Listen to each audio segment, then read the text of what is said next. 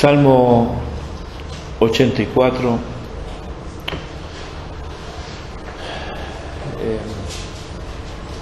Este va a ser nuestro texto base o guía para el sermón de hoy día, que se llama Anhelo por la casa de Dios.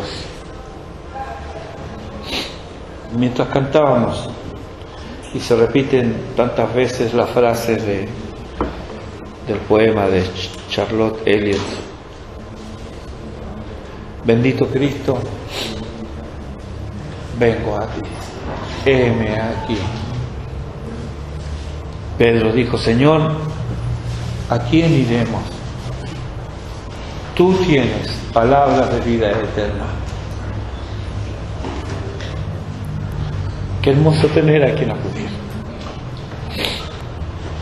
Vamos a hablar de este anhelo por la casa de Dios.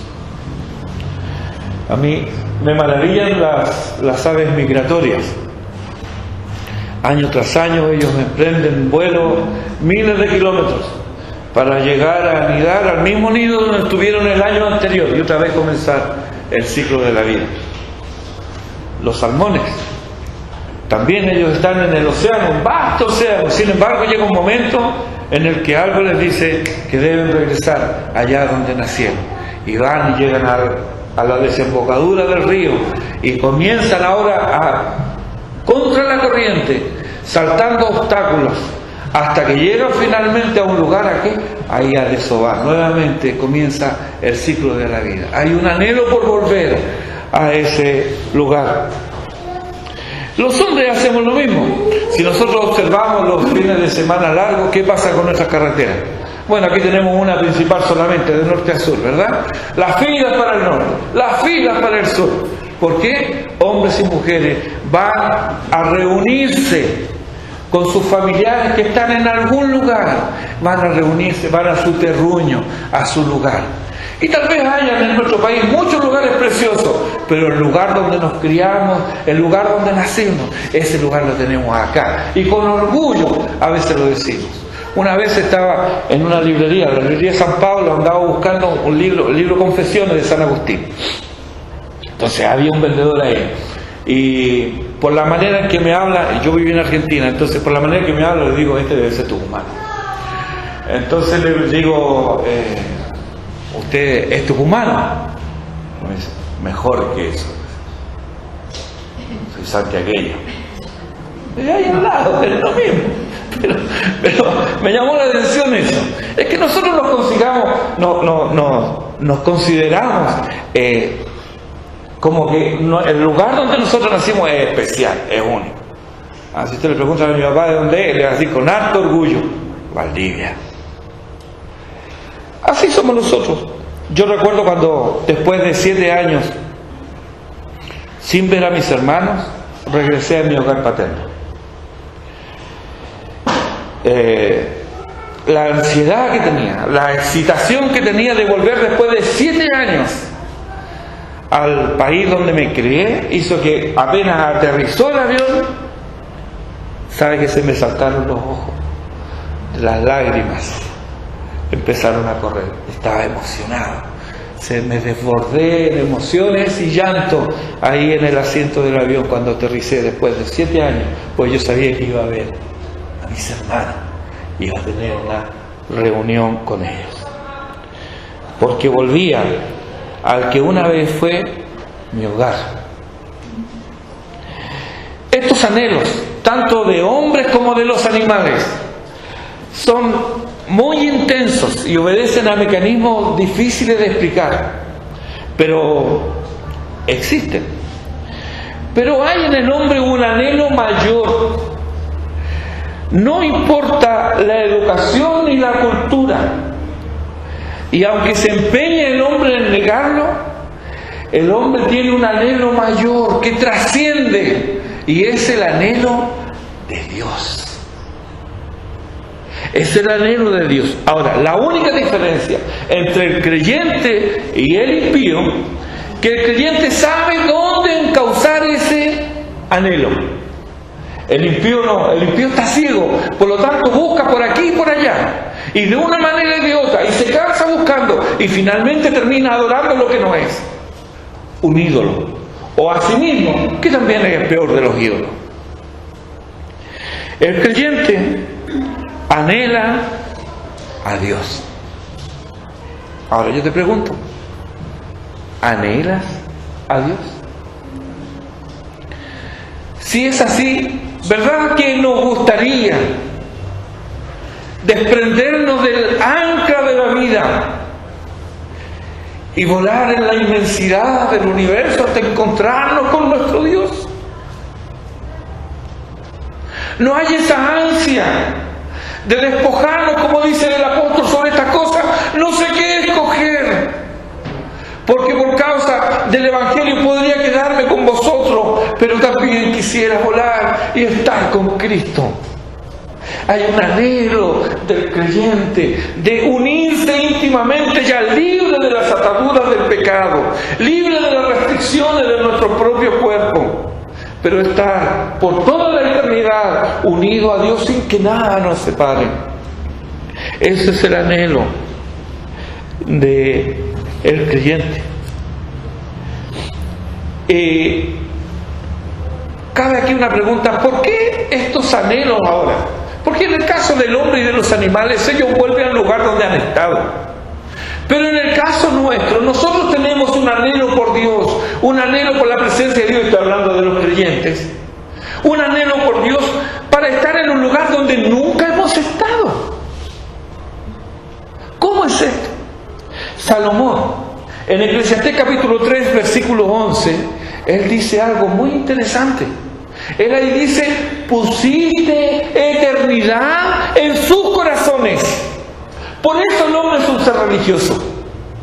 Dios puso eso en el interior del ser humano, que aunque se empeña en negarlo, ahí está. Pusiste eternidad en sus corazones. Por eso es que buscamos trascender.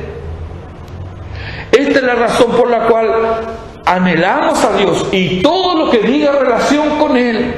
El hombre es un ser religioso, no importa el lugar, la educación o el tiempo. Tenemos hambre de Dios, y si no se adora al Dios verdadero, se adorará a los dioses falsos y se caerá en la idolatría. Pero quienes han venido al conocimiento de la verdad, aquellos pecadores que han venido a Cristo, aquellos que han hallado en Él el perdón de sus pecados, aquellos que día tras día imploran su gracia y misericordia para que sus corazones no se inclinen a la maldad, aquellos santos y amados, escogidos de pura gracia desde la eternidad para ser aceptos en el amado, ellos anhelan a Dios, anhelan su obra, anhelan su casa. ¿Puede acaso un creyente no anhelar a Dios y su casa de oración?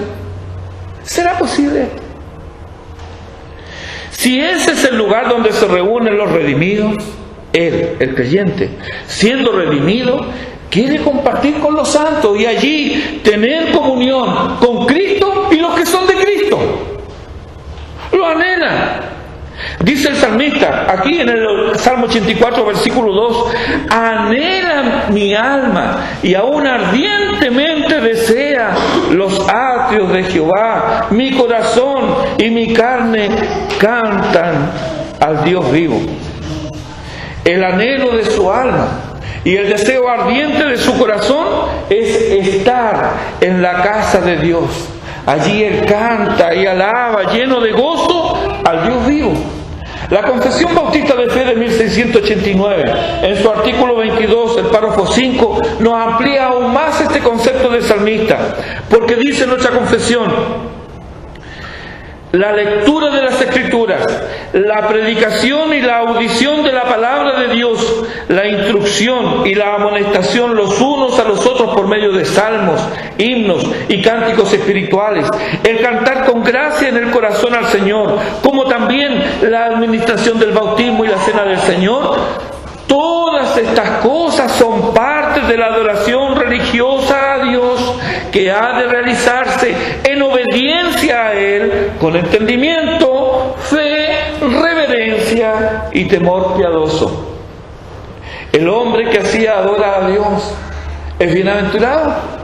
Leamos los versículos 4 al 7 del Salmo 84. Dice: bienaventurados los que habitan en tu casa, perpetuamente te alabarán. Bienaventurado el hombre que tiene en ti sus fuerzas, en cuyo corazón están tus caminos. Atravesando el valle de lágrimas lo cambian en fuente, cuando la lluvia llena los estanques. Irán de poder en poder, verán a Dios en Sión. Es bienaventurado por cuanto cumple el propósito para el cual fue creado. ¿Para qué fuimos creados? El viejo catecismo dice: fuimos creados para glorificar a Dios con nuestra vida y disfrutar de Él eternamente. Y esto comienza de este lado del cielo. Es aquí donde nosotros comenzamos a adquirir este gusto por Dios. Aunque en esta vida seamos sorprendidos por sufrimiento y enfermedad, aunque el dolor y las lágrimas sean por momentos intrusos en el pan que comemos con dificultad, sin embargo, sabemos que nuestras lágrimas son contadas y apreciadas por el Señor, quien lleva cuenta de todas ellas y las guarda como un precioso tesoro. Además, sabe que viene el día en el cual Dios mismo enjugará toda lágrima de sus ojos y ya no habrá más llanto, ni clamor, ni muerte, ni enfermedad, ni pecado. Gozaremos para siempre de la bendita presencia del Señor. Dice el salmista: verán a Dios en Sión. Mientras aguardamos entonces expectantes de acontecer glorioso, en esta vida el creyente va de poder en poder. Ahora bien, ¿de dónde tanta fortaleza? ¿Cómo nutre el creyente su fe? ¿Por qué, contra toda evidencia, mantiene la esperanza? Notemos algunas frases aquí.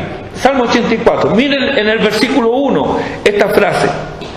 El salmista habla de tus moradas, oh Jehová.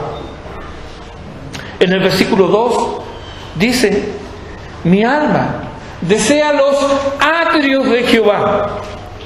En el versículo 3 dice: cerca de tus altares, oh Jehová. Versículo 4: bienaventurados los que habitan en tu casa. Fíjese cómo están aquí engarzadas estas ideas que nos hablan de Dios, de su casa. El salmista ama la morada del Señor, anhela su presencia y desea ardientemente tener comunión con Él. En Deuteronomio capítulo 12, repetidamente el Señor le recuerda al pueblo de Israel de un lugar especial, escogido por Él para allí poner su nombre. Ahí hay una frase que se repite en el capítulo 12 de Deuteronomio.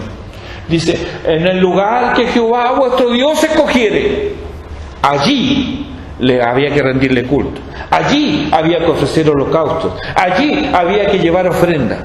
En el lugar que Jehová vuestro Dios escogiere. Este lugar pasa a ser luego, no físicamente obviamente, sino que este lugar en el cual va a estar Dios pasa a ser luego el templo en Jerusalén. Según Dios le dice a Salomón en 1 Reyes capítulo 9 versículo 3: esta casa, dice, que te he edificado, que estén tus ojos abiertos de noche y de día sobre ella. Allí tenían comunión con Dios. Pero cuando tiene lugar la crucifixión, cuando entrega su vida el Cordero de Dios, el velo del templo se rasga de arriba a abajo. Con esto no solo nos indica que podemos entrar ahora. Recuerdan que en ese entonces solo el sumo sacerdote, una vez al año y no sin sangre, podía entrar a adorar al lugar santísimo. Pero habiéndose rasgado el velo que separa el lugar santo del lugar santísimo, ahora en hebreo se nos dice: tenemos libertad para entrar a ese lugar, para adorar. Pero no solamente eso, sino que también la morada de Dios pasa de estar restringida hablando figurativamente, porque Él no está restringido por nada, pero Él se encontraba en ese lugar. Pero al rasgarse el velo, ahora esta presencia puede salir de ahí. No solo nosotros podemos entrar, sino que la presencia de Dios puede salir para hacer habitación en medio de su pueblo. ¿Qué es el deseo de Dios desde el principio? Él quería desde el principio morar y tener un tabernáculo entre los hombres. Y si nosotros vamos al último libro de Apocalipsis, ¿qué encontramos? Es aquí el tabernáculo de Dios con los hombres. Se cumple. ¿Cuándo se cumple en Apocalipsis? No, en Apocalipsis es la realización en plenitud. Pero antes lo tenemos la persona del Hijo, y habitó entre nosotros, dice Juan, y vimos su gloria. Él habitó entre nosotros, Dios habitando en medio de su pueblo. Y como veíamos hace un ratito en la escuela dominical, el Espíritu Santo ahora tiene un ministerio precioso, que es el de morar en cada uno de los creyentes. Entonces, esto, cuando ocurre lo de la crucifixión, la presencia del Señor ya no se restringe solamente a las paredes del santuario. Ahora Él sale para hacer su morada sobre los suyos, con los suyos y en los suyos, según vimos en el Evangelio de Juan capítulo 14, los versículos 16 y 17. Y a partir de ahí, los que son de Él, los suyos, se reúnen en un lugar el día que Él ha señalado para rendirle honor, gloria y alabanza al Redentor. Hebreos capítulo 10. Vamos a Hebreos capítulo 10 brevemente. Hebreos capítulo 10. Los versículos 19 al 25. Dice: así que, hermanos, teniendo libertad para entrar en el lugar santísimo por la sangre de Jesucristo, por el camino nuevo y vivo que Él nos abrió a través del velo, esto es, de su carne, y teniendo un gran sacerdote sobre la casa de Dios, acerquémonos con corazón sincero, en plena certidumbre de fe, purificados los corazones de mala conciencia y lavados los cuerpos con agua pura. Mantengamos firme sin fluctuar la profesión de nuestra esperanza, porque fiel es el que prometió. Y considerémonos unos a otros para estimularnos al amor y a las buenas obras, no dejando de congregarnos como algunos tienen por costumbre, sino exhortándonos, y tanto más cuando veis que aquel día se acerca. Teniendo ahora en mano estas bendiciones, ¿es sabio menospreciarlas? ¿Pretenderemos agradar a Dios ignorando su palabra? Malaquías capítulo 1 versículo 6, allí nos habla Dios y Él dice: el Hijo honra al Padre y el siervo a su Señor. Si pues yo soy Padre, ¿dónde está mi honra? Y si soy Señor, ¿dónde está mi temor? Dice Jehová de los ejércitos. ¿A quién? A vosotros, oh sacerdotes, que menospreciáis mi nombre. Aquellos que debían tener en alta estima el nombre de Dios, eran quienes menospreciaban el nombre de Dios. A la luz de lo ya visto, es fácil concluir que la razón de tanta debilidad, de tanto fracaso, de tanta derrota, de tanto desánimo, pasa por menospreciar las bendiciones que Dios nos da. Mirad, dice el salmista, mirad cuán bueno y cuán delicioso es habitar los hermanos juntos y en armonía. El salmista nos muestra verdadera sabiduría cuando escribe el versículo 10 del Salmo 84. Otra vez al Salmo 84, versículo 10. Él allí dice: porque mejor es un día en tus atrios que 1000 fuera de ellos. Escogería antes estar a la puerta de la casa de mi Dios que habitar en las moradas de maldad. ¿Nos contrasta aquí la casa de Dios con las moradas de maldad? Son dos moradas diferentes que no tienen relación entre sí. ¿Qué habrá en las moradas de maldad? Parece ser una pregunta tonta, es como preguntarte qué color es el cabello blanco. ¿Qué habrá en las moradas de maldad? Maldad. Sabemos lo que hay en la casa de Dios. ¿Qué es lo que hay? Bendición. ¿Y en la morada de maldad? Maldad. Eso es lo que hay.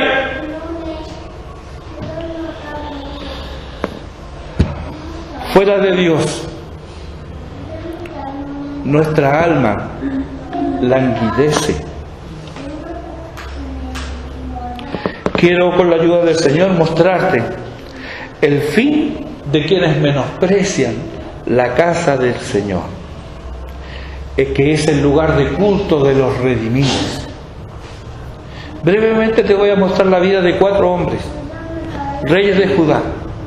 Oro que el Espíritu de Dios hable a nuestras vidas y que nos dé entendimiento en todo. Dios siempre ha estado interesado en la familia, siempre. Es cierto que Él busca individuos, pero Él busca individuos para impactar a las familias. Adán estaba solo y Dios le envió ayuda idónea, ¿cierto?, para todos los días de su larga existencia, porque Adán vivió harto tiempo y ahí estaba su esposa.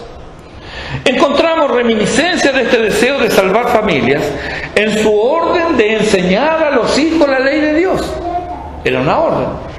Deuteronomio capítulo 6, los primeros versículos dice: y estas palabras las enseñarás, las repetirás a tus hijos, y le dice andando por el camino, cuando te levantes, cuando te acuestes, en fin. No había momento en el cual el padre era responsable de enseñar esas cosas a los pequeños. Vemos lo mismo, esta preocupación por la familia, en el hecho que Dios aborrece el divorcio.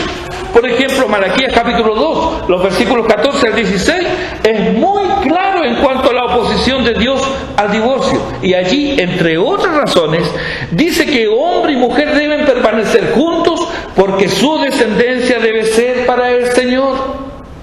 El versículo 15 dice: ¿no hizo Él uno, habiendo en él abundancia de espíritu? ¿Y por qué uno? Porque buscaba una descendencia para Dios. Guardaos pues en vuestro espíritu y no seáis desleales para con la mujer de vuestra juventud. ¿Ven la relación? No solo el individuo, sino también la familia, la descendencia. Miremos entonces ahora con este concepto, veremos la vida de las familias de los reyes Uzías, Jotam y Acaz en relación con el templo. Aquí nos vamos a detener en el segundo libro de Crónicas y en el capítulo 26. Vayan buscándolo. Uzías es el padre, Jotam es hijo de Uzías, y Acaz es hijo de Jotam y es nieto de Uzías. ¿Sí? Esas son las familias.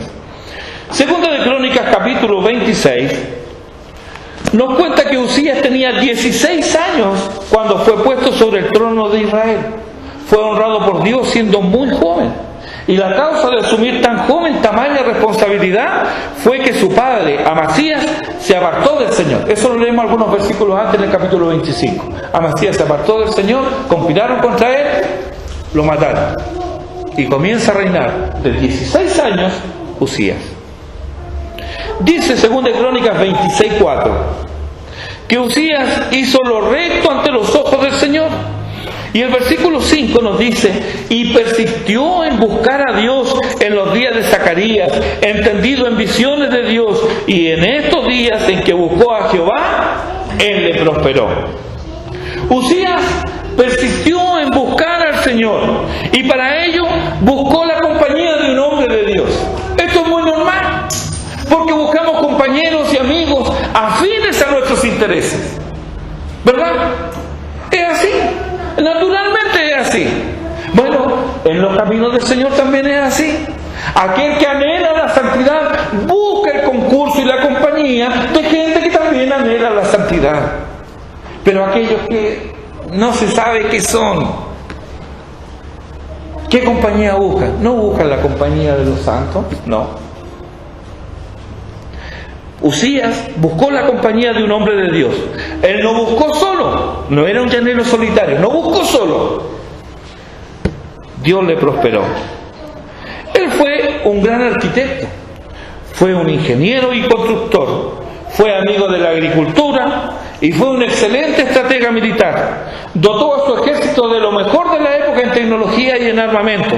Tanto que en el versículo 15 dice, y su fama se extendió lejos porque fue ayudado maravillosamente hasta hacerse poderoso. Donde Usías ponía la mano, allí Dios lo bendecía. Pero sigamos leyendo los versículos 16 al 21. Dijimos, Segunda de Crónicas, capítulo 26, los versículos 16 al 21 dice, mas cuando ya era fuerte, ya Dios lo había bendecido, cuando ya era fuerte, su corazón se enalteció para su ruina, porque se rebeló contra Jehová su Dios, entrando en el templo de Jehová para quemar incienso en el altar del incienso. Y entró tras él el sacerdote Azarías y con él 80 sacerdotes de Jehová, varones valientes, y se pusieron contra el rey Usías y le dijeron, no te corresponde a ti, oh Usías, el quemar incienso a Jehová, sino a los sacerdotes hijos de Aarón que son consagrados para quemarlo. Sal del santuario, porque has prevaricado, y no te será para gloria delante de Jehová tu Dios. Entonces Usías, teniendo en la mano un incensario para ofrecer incienso, se llenó de ira, y en su ira contra los sacerdotes, la lepra le brotó en la frente, delante de los sacerdotes en la casa de Jehová, junto al altar del incienso. Y le miró el sumo sacerdote Azarías y todos los sacerdotes, y he aquí la lepra estaba en su frente. Y le hicieron salir apresuradamente de aquel lugar, y él también se dio prisa a salir, porque Jehová lo había herido. Así el rey Usías fue leproso hasta el día de su muerte, y habitó leproso en una casa apartada, por lo cual fue excluido de la casa de Jehová. Y Jotam su hijo tuvo cargo de la casa real, gobernando al pueblo de la tierra. Aquí tenemos a un hombre de Dios que se enalteció para su ruina. Era un buen rey. Por 52 años él gobernó a Judá. Dependió de Dios gran parte de su vida, pero quiso ofrecer adoración a su manera y en sus términos. Pagó cara su insolencia y su desatino. Usías era querido, fue llorado él en su muerte. Encontramos en Isaías capítulo 6 a Isaías llorando. Él dice, comienza ese capítulo en el año en que murió el rey Usías. Marcado, duelo nacional. Imagínense, un rey, un buen rey, por 52 años. ¿Cuántas generaciones? Habían hombres, sus hijos y sus nietos no conocían otro rey que no fuera Usías. Y era un buen rey. ¿Cómo era querido? Pero le pasó esto. Usías comenzó bien, pero terminó mal. Aquí, hermanos, es pertinente otra vez recordar nuestra confesión de fe, porque dice en su artículo 9, en el numeral 4, cuando Dios convierte a un pecador y lo traslada al estado de gracia, lo libra de su servidumbre natural bajo el pecado, y por su sola gracia lo capacita para querer y obrar libremente lo que es espiritualmente bueno. Sin embargo, y es aquí donde debemos tener cuidado, sin embargo, por razón de la corrupción que todavía le queda, no quiere ni perfecta ni únicamente lo que es bueno, sino que también quiere lo que es malo.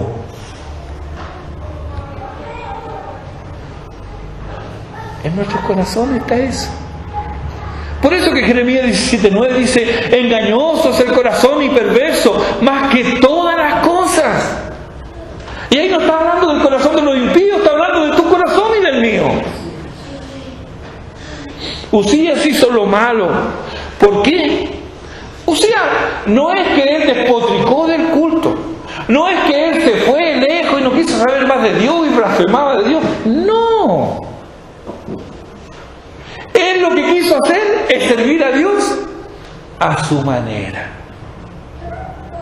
¿Cuántos conocen ustedes que dicen así? No, bueno, yo sirvo a Dios a mi manera. ¿Se agradará a Dios de eso? Uzías hizo eso. Hizo lo malo porque quiso agradar a Dios a su manera, sin tener en consideración la ley de Dios ni lo que Dios le ordenaba. Y esto fue su ruina. Veamos ahora a Jotam. ¿Qué pasa con él? Segunda de Crónicas, capítulo 27, el capítulo siguiente, en el versículo 2, dice que Jotam hizo lo recto ante los ojos de Jehová, conforme a todas las cosas que había hecho Uzías su padre. O sea, en cuanto a la administración del reino, a la preocupación por el pueblo, siguió en los caminos de su padre. Pero, dice el texto, salvo que no entró en el santuario de Jehová. Él fue testigo del acto temerario de su padre y del juicio de Dios sobre él. Él vio o supo cómo los sacerdotes se opusieron a la pretensión del rey. Él amaba a su padre y al Dios de su padre. Su amor y fidelidad filial nublaron su entendimiento. Y tal vez en lo secreto de su corazón, Jotam culpaba a los sacerdotes por la lepra de su padre. ¿No somos así nosotros? ¿Verdad que es lo más normal pensar así? En lo secreto de su corazón tal vez él pensaba así.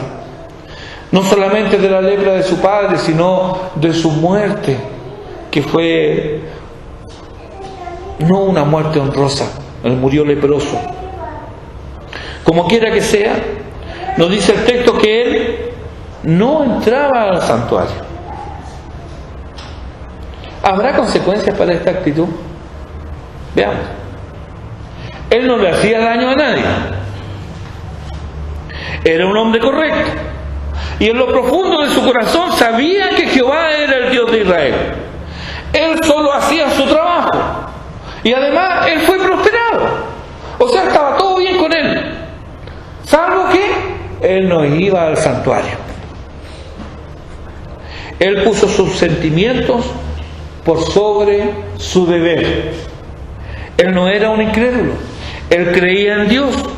Pero ir al santuario y ver a esos sacerdotes era más de lo que él podía soportar. Por eso prefería no ir al santuario. La primera consecuencia de este actuar del rey la encontramos en el mismo versículo 2 del capítulo 27 de Segunda de Crónicas. Ahí, luego que dice, salvo que no entró en el santuario en el santuario de Jehová, pero el pueblo continuaba corrompiéndose. Así también pasará si los padres abandonan sus deberes. La corrupción amenazará e irrumpirá en derredor de las familias. El padre Uzías quiere adorar a su manera y Dios le juzga. Su hijo Jotam no va a adorar y el pueblo se corrompe. ¿Qué consecuencias tendrá esta actitud ahora en su hijo Acaz, nieto de Uzías, y en el pueblo del Señor? Veamos cuáles son las consecuencias. Veamos ahora qué pasa con Acaz, el hijo de Jotam y nieto de Uzías. En el capítulo 28 comienza diciendo que Acaz no hizo lo recto ante los ojos de Jehová. El Dios de su padre y el Dios de su abuelo no era su Dios. La adoración al Dios verdadero le era extraña a él. Cuando no se adora al Dios verdadero se cae en la idolatría. Y Acaz cayó en la peor de las idolatrías. Él no conoce al Dios verdadero. Acaz no sabe de él. Su padre Jotam no compartió su fe con él. Nunca lo llevó al santuario porque él mismo no iba. ¿Cómo iba a ir el hijo si el papá no va? Cuando leemos el capítulo 28 encontramos idolatría de la peor.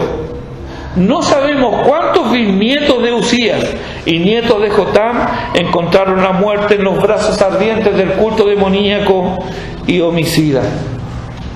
¿Por qué digo esto? El culto a Baal, se han encontrado estatuillas que son o de bronce o de hierro fundido, que son huecas en su interior, o a otras tienen los brazos extendidos.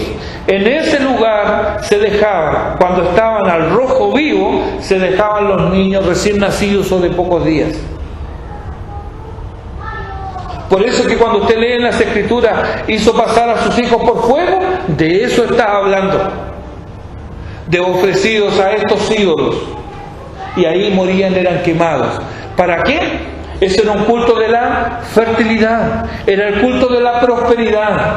¿Qué es lo que estamos haciendo hoy día con el aborto? No, me incomoda, no es posible tenerlo. ¿Por qué? Porque no me voy a poder desarrollar, no voy a poder seguir estudiando lo que quiero, nos va a faltar dinero. Entonces, en pro de la seguridad, en pro de la comodidad, en pro del materialismo, desechemos a ese niño. ¿En aras de qué? De un culto demoníaco a la prosperidad y al bienestar y al materialismo. No ha cambiado mucho la humanidad en todos estos siglos. Acaz hacía eso. Ofreció a sus propios hijos en el culto demoníaco a estos demonios. Judá ahora fue derrotada por los mismos que habían sido antes dominados. La muerte comenzó su reinado del terror. Gran mortandad en el pueblo y 120.000 valientes perecieron. Y dice el texto en el versículo 6 del capítulo 28, por cuanto habían dejado a Jehová, el Dios de sus padres.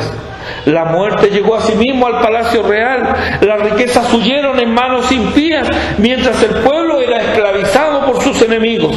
A pesar de la intervención de Dios a su favor, en el versículo 9, donde nos habla de un profeta que aparece ahí para interceder por estos cautivos, acá se vuelve a los enemigos de Dios, quienes le estafan, le humillan y le despojan. Eso lo leen en el versículo 20 y 21 del capítulo 28. No entendiendo que la mano del Señor estaba contra él, fortaleciendo a sus enemigos, acá se vuelve a los dioses de sus enemigos y se sumerge cada vez más en una idolatría desquiciada. Literalmente él llenó a Jerusalén de ídolos. Cada rincón de Jerusalén, allí él tenía un ídolo. Nos sorprende ahora que fuera él quien mancillara la casa de Dios y cerrara sus puertas. Versículo 24 del capítulo 28.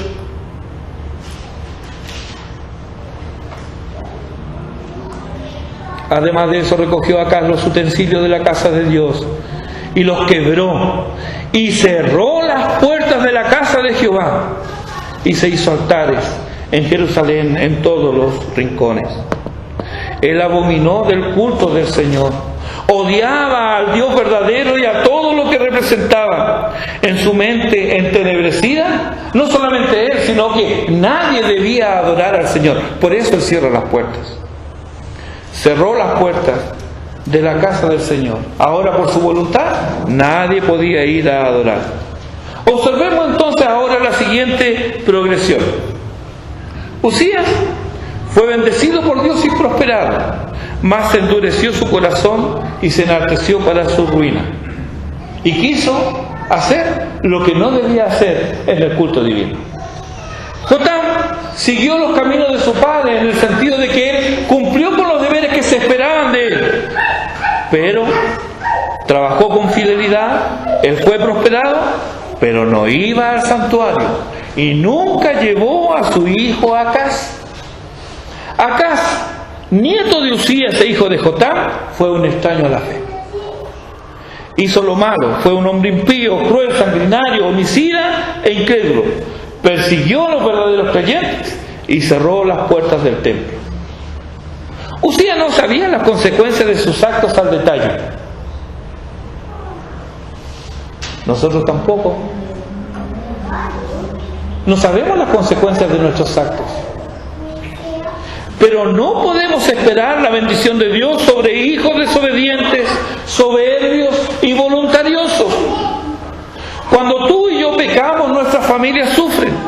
Es que está escrito que nuestro Dios visita la maldad de los padres sobre los hijos hasta la tercera y cuarta generación. Y esta promesa de Dios, que no queremos, porque esta es una de las promesas que no queremos. No queremos esa promesa de Dios. Está en contexto de la idolatría, porque usted va a encontrar estas palabras en Éxodo capítulo 20 y en Deuteronomio capítulo 5, que son en los dos lugares donde aparecen los 10 mandamientos. Por eso, Juan nos advierte amorosamente. En 1 Juan capítulo 5 versículo 21 nos dice: hijitos, guardaos de los ídolos. Ahora bien, gracias a Dios la historia en 2 de Crónicas no termina con Acaz. Hay un hijo de Acaz que fue guardado por el Señor de las manos idolátricas y homicidas de su padre. Este hijo se llamaba Ezequías. Leemos en 2 de Crónicas 29:2: e hizo lo recto ante los ojos de Jehová, conforme a todas las cosas que había hecho David su padre. ¡Qué misericordia de Dios, hermano! ¡Cuánta gracia vemos desplegada aquí! Nos dice el texto que Ezequías tuvo por padre ¿a quién? A David, el rey conforme al corazón de Dios. Pero Ezequías no era hijo de David, era hijo de Acaz. Era hijo del infame, homicida e idólatra Acaz, pero para Dios era simiente de David y Dios estaba con él. Aquí no hay mérito, aquí lo que encontramos es gracia. Dios lo escogió. Nota ahora la diferencia con su padre. Acaz cerró las puertas del templo. Segunda de Crónicas 29:3, pareciera ser que el primer acto oficial de su reinado, el primer año, el primer mes, ¿cuál fue? Abrir las puertas de la casa de Jehová y las reparó. Mire qué contraste. ¿Con quién ahora nos identificamos? ¿Con quién nos identificamos? ¿Con Acaz o con Ezequías? Ahora, bueno, una cosa es con quién nos identificamos y otra cosa muy distinta es cuál es la realidad.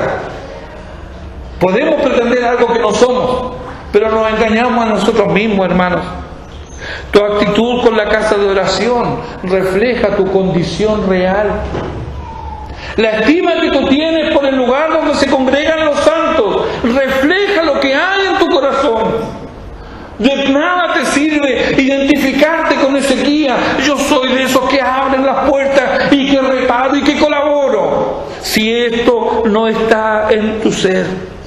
Dios ahora nos permite reunirnos en este lugar para que se proclame su nombre, para que los redimidos reunidos aquí le rindan culto y adoración. Aquí se proclama el Evangelio, que es el único medio externo para revelar a Cristo por medio de la exposición de su palabra. Aquí el Espíritu Santo obra para producir nueva vida, arrepentimiento y fe, ya que sin la asistencia y auxilio divino, toda alma permanecerá en tinieblas eternamente. Aquí se abren las puertas para que los pecadores acudan a Cristo. Aquí Dios trae salvación y vida eterna. Aquí adoramos a Dios. ¿Qué harás tú? ¿Querrás hacer las cosas a tu manera? Mira a Uzías. ¿Te ausentarás de este lugar? Considera a Jotam. ¿Contribuirás a cerrar sus puertas? Tú no quieres el destino de Acaz. Oro que el Señor obre en tu corazón y seas de los que abren las puertas de esta casa de oración. Oro para que Dios obre en tu vida y seas un colaborador, un reparador, una ayuda. Oro para que, dejando atrás lo que nos sirve, te proyectes al futuro glorioso que te espera a los redimidos por la sangre preciosa de Cristo. Tal vez no conoces al Señor. Tal vez Él es extraño para ti.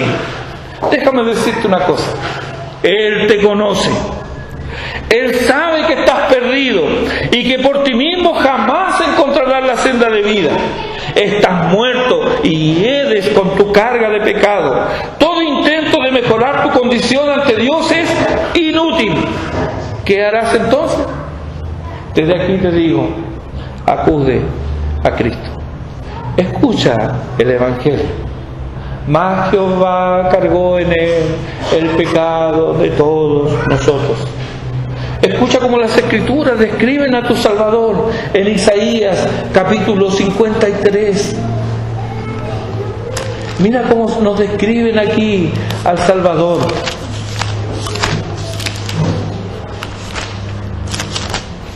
Isaías 53, los versículos 3 al 12.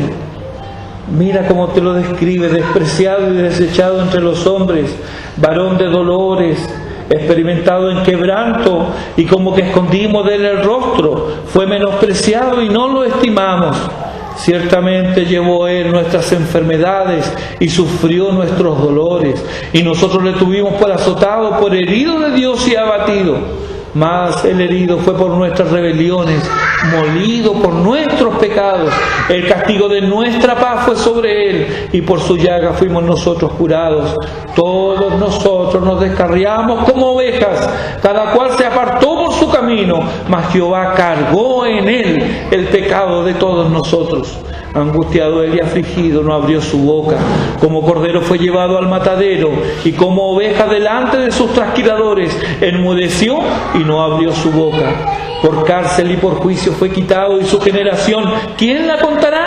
Porque fue cortado de la tierra de los vivientes, y por la rebelión de mi pueblo fue herido. Y se dispuso con los impíos su sepultura, mas con los ricos fue en su muerte, aunque nunca hizo maldad, ni hubo engaño en su boca.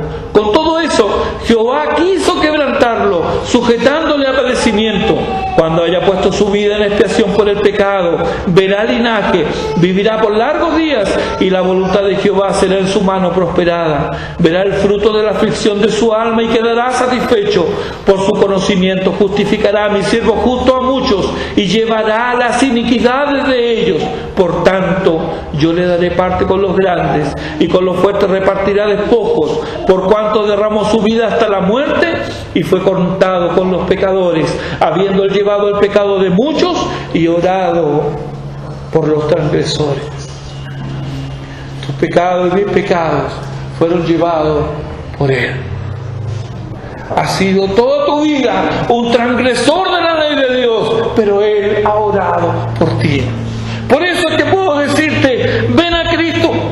He aquí, como dice Juan, he aquí el Cordero de Dios que quita el pecado del mundo. ¡Qué invitación más preciosa! ¿Cómo no decir: bendito Cristo, heme aquí? Ven a Cristo, pídele arrepentimiento y fe. Él dice: el que a mí viene, yo no le he hecho fuera. Que así sea, en el nombre de Cristo. Amén. Oremos.